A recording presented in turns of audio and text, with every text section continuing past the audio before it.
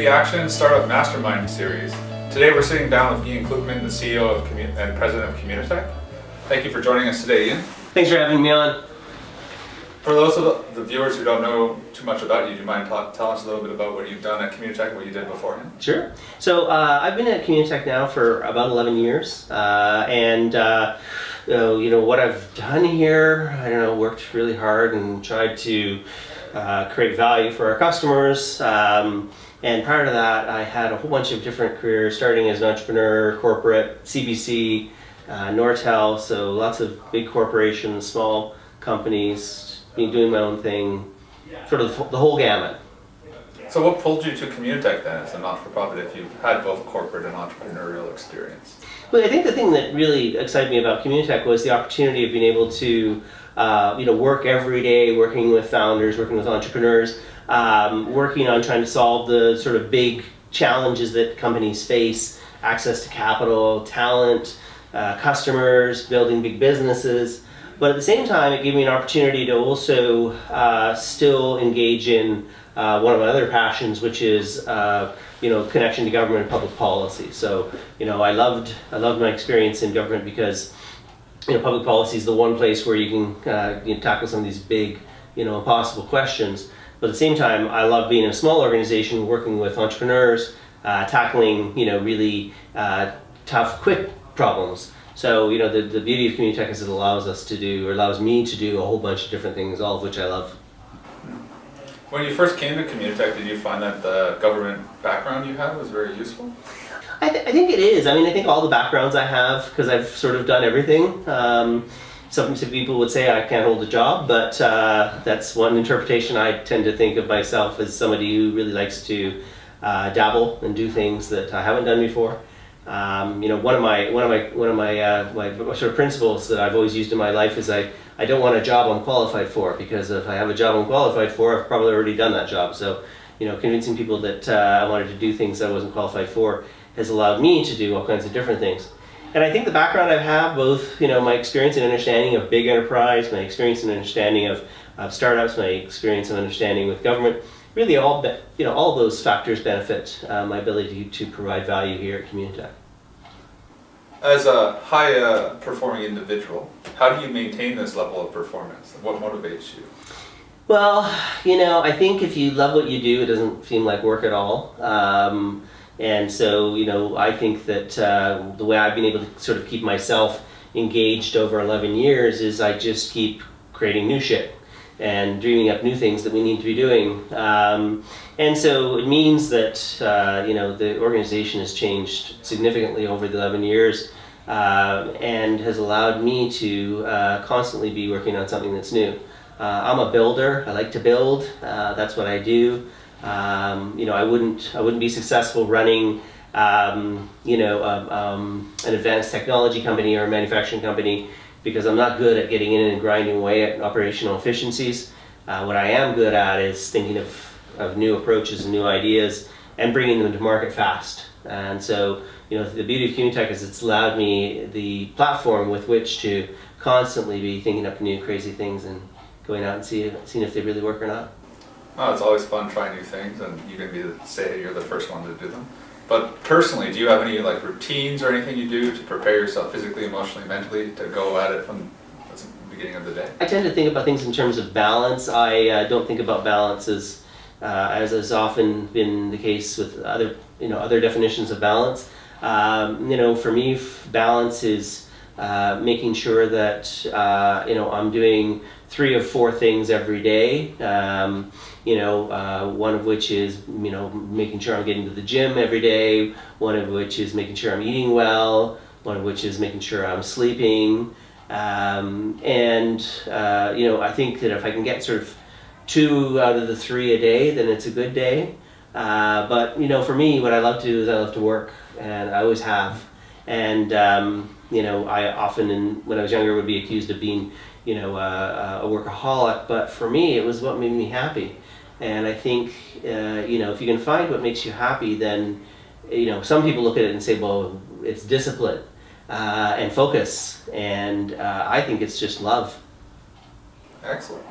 Is there anything in particular you do to end your day on a high note? when I'm beginning each day, I tend to try and think about the one thing that needs to happen today, and at least make sure that one thing gets done. I'm not a great time manager. I tend to try and overcome obstacles just by working through them. But I really try and make sure that at least over the course of one day, at least get one sort of big thing moved forward in some way. What is one thing that Iain Klugman cannot live without? No, one thing I can't live without. Well, other than my wife, oh gosh. I would say the answer to that would be people. I'm very much a people person, and I've had jobs and I almost became a professor, and I realized very quickly that those roles or that role was very much working on my own, and I would get cabin fever. I would go crazy. So I need people. I tend to feed off the energy of people, and that's the one thing I could not live without. Now, I'm not considering professional goals. What are your personal goals for the next 5, 10, 20 years? My personal goals is that I want to be healthier. I want to be fitter. I set this goal where since I was 30, every decade I wanted to be in better shape than the previous decade. So for me, I really want to stay healthy. I want to stay active. The older you get, the more you realize that you can overcome anything except health issues, because anything else that might come your way, whether you are struggling with your company or struggling with personal issues or relationships or money or anything, you can power your way through that. The only thing that you can't power your way through is when you're sick. And so I'm determined to stay healthy. And somebody once said to me recently, the founder of youth is exercise, and I think I have to invest more time in that good habit. Excellent. Now, at Communitech, you're obviously very privileged to work with up-and-coming startups, students from the surrounding area, and I guess across Canada, as well as government officials and university officials. How do you associate with such brilliant minds, and you're able to not only think outside the box, but also not take on the limitations of other people and the environment surrounding you? I just really try to be honest with who I am and what I can bring to the table. I met Art McDonald, the Nobel Prize laureate, in physics yesterday, and there was no possible way I was going to talk to him about physics.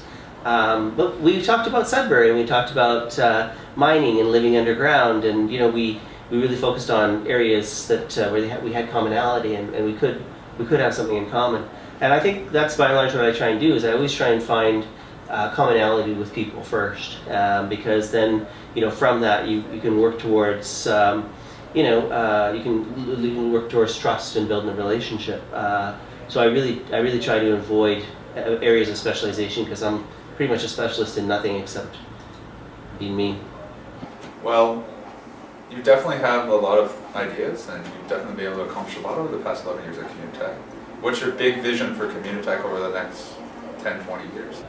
Well, I think it's less about Communitech and it's more about what our mission is. I think that we're gonna see this region continue to pump out world-leading technology companies, and I think what we're going to see is we're going to see this region becoming part of a bigger supercluster, which is Toronto-Waterloo, and I think that will position this community, this broader community, as being one of the top 5 ecosystems on the planet. It's within our grasp, and we've got the ingredients, and really what we're working on right now is what's the recipe to make that happen. Could you talk a bit about how Communitech and the surrounding universities and community have fostered a ecosystem of innovation?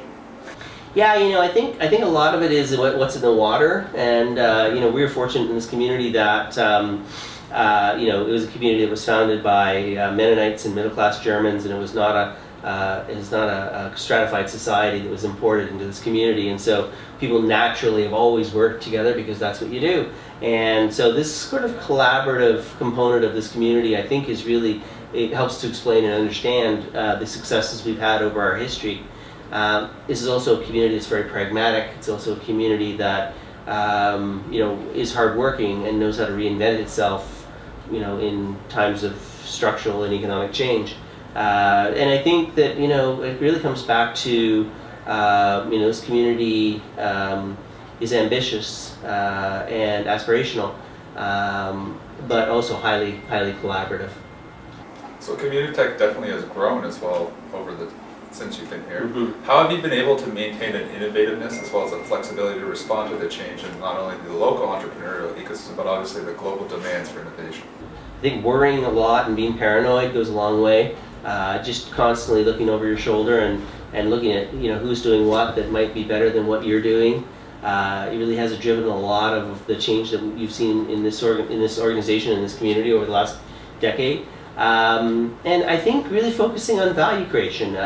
If you're running a business, you can't go wrong if you're creating value for your customers. And so, we really focus on being relevant and being current with our customers and really understanding what their issues and needs are, and then trying to respond with a valuable solution or remedy. And so I think that follow the market, pay attention to your customers, and make sure you're always delivering value, and this the rest takes care of itself. Now, stepping outside of KW, Canada has obviously been historically one of the least productive countries in the world. Yep. What are the biggest obstacles facing Canadian entrepreneurs, aspiring and practicing?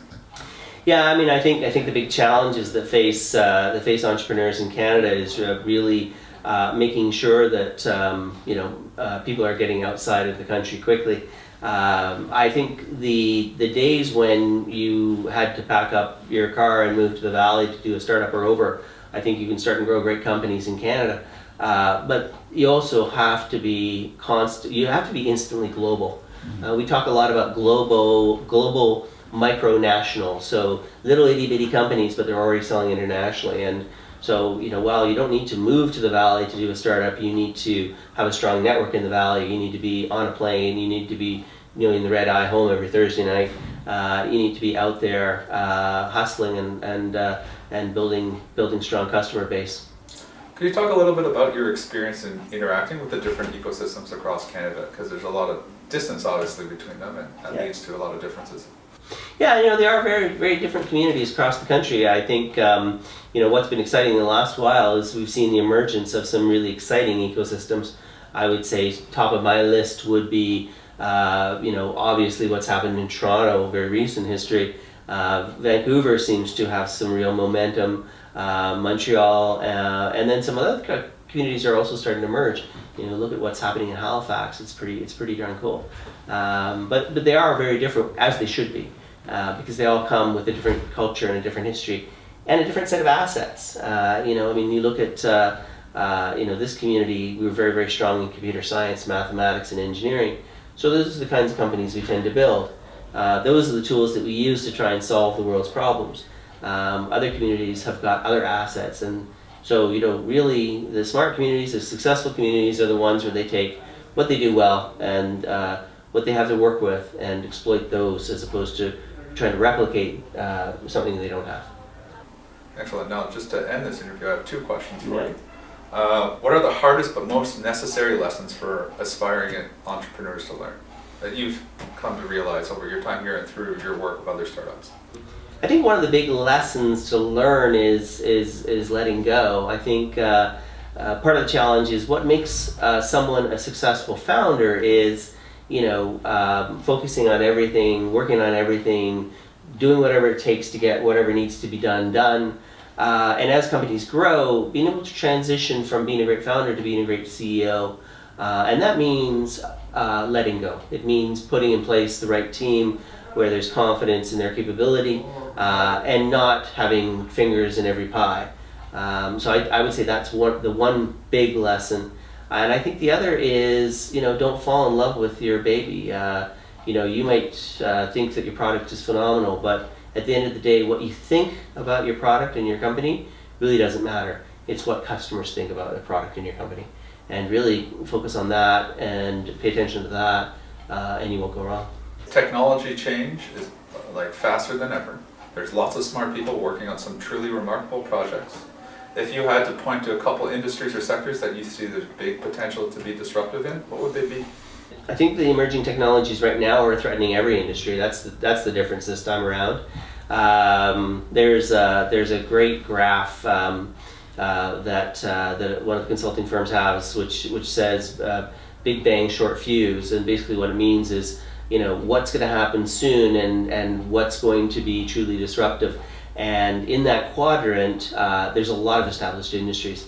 And the reason I say that is that, really, it's the pervasive nature or pervasiveness of technology. It's the low barriers to entry. It's the rise of big data, and then it's the sort of the economies of chips and sensors and technology, which really are going to threaten almost every established industry out there, whether it's law or hospitality or really any industry, banking. I think that they're all going to be under threat.